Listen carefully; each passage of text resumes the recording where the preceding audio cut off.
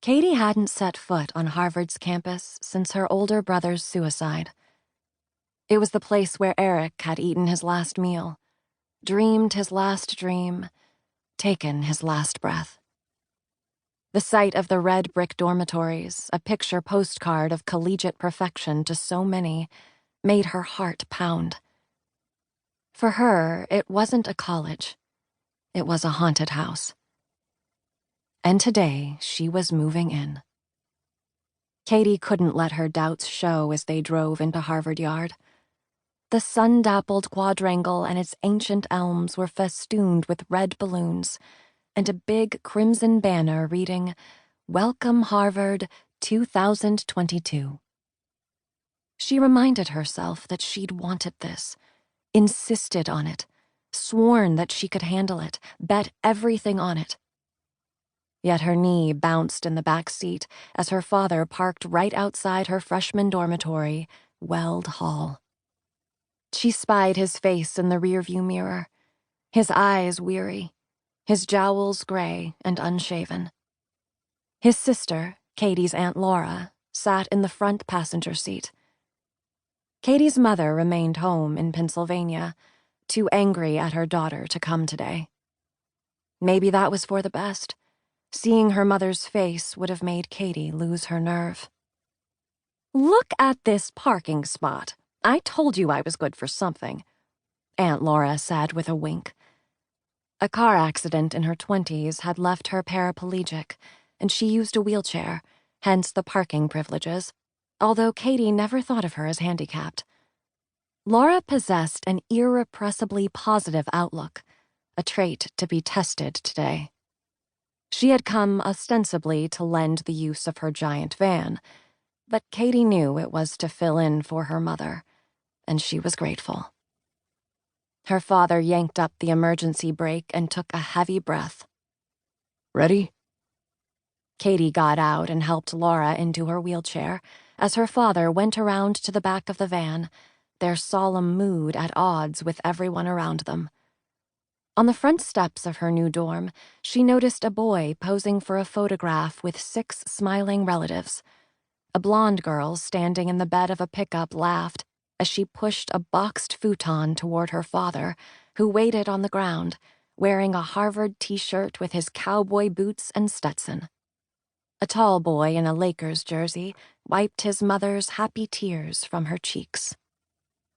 Katie envied them. They didn't have to fake it. She joined her father at the rear of the van and saw him hauling out her green duffel bag. "Oh, I'll take that one," she said. She hoped not too eagerly. "I got it. You get the roller suitcase." "No, Dad, seriously."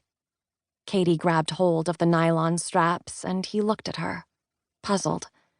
Then she deployed the head tilt and tone her mother had perfected. "You're back." He held tight for a moment before he relented and let her have it. "All right, but only because I haven't been doing my exercises." "When did my little bro get so old?" Laura teased. "You know some people say back pain can be psychological." "Then I blame you two," he said. Katie's dorm room was Weld 23, only the second floor. Only, she caught herself. She couldn't help but think of the height. The elevator was crowded, so her father decided to wait, but people made room for Aunt Laura to wheel on, and Katie to squeeze in after her, hugging the duffel close to her chest. Laura held a laundry hamper filled with linens on her lap. "Nice that they have an elevator," she said to Katie. It was her official duty to point out every good thing that day. A middle-aged man overheard.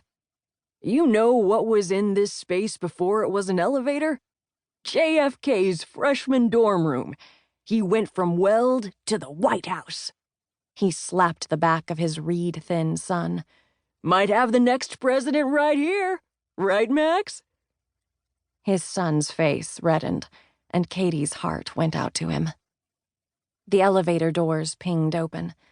Katie and Laura exited, and Laura broke into a grin. God, can you imagine being here with a young JFK living down the hall? He must have been dreamy. He was probably a horn dog even then, though. The first image Katie could conjure of JFK was the last moment of his life, the grainy footage of him waving from that car. She tried to imagine him as a young man her age, full of the nerves and excitement she saw on every face around her. If someone had told him he would be president, would he have blushed like that boy in the elevator? Or would he have owned it? Did he sense he was bound for greatness? If someone had told him he would be assassinated, would he still have wanted that future? Although, Laura continued, if you were looking for sexy Kennedy ghosts, you should have gone to Brown. That's where John went. He was the best looking of them all. I had such a crush on him. Oh, right. Katie remembered. His son, too. And his brother. And his other brother sort of killed that girl. Maybe that was what started it. A lot of ghosts in that cursed family. So far, only one ghost in the Archers. Were they cursed, too?